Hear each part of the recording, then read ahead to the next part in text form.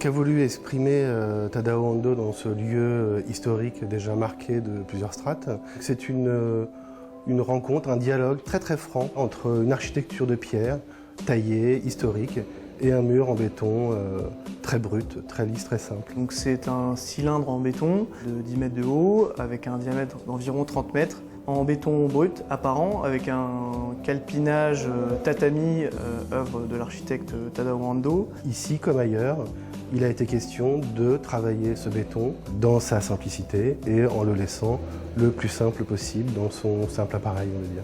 Ce chantier, il est très spécifique parce qu'il y avait un niveau d'attendu qui était extrêmement élevé. Évidemment, une formule béton pour couler un ouvrage de 10 mètres de haut en béton brut, c'est pas une formule classique, donc c'est une formule qu'on a mise au point avec Calcia Unibéton. Il fallait trouver le bon équilibre pour que le béton en surface ne présente pas de bullage, sans avoir de traces d'écoulement ou de manque d'homogénéité. On s'est lancé dans des essais de pré-prototypes à plus petite échelle pour tester différentes formules et en faire finalement plusieurs pour arriver à la bonne formule qui a été mise en œuvre sur le chantier.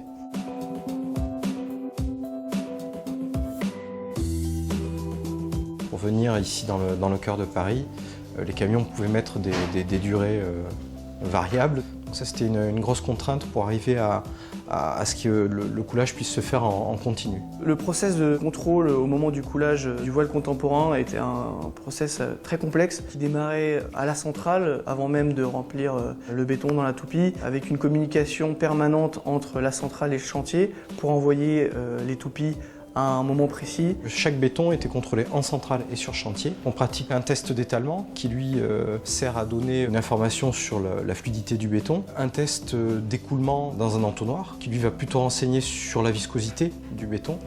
Et un test de stabilité qui sert, comme son nom l'indique, à s'assurer qu'il est bien homogène. Jusqu'au coulage final, jusqu'à la dernière goutte de béton, il fallait être vigilant.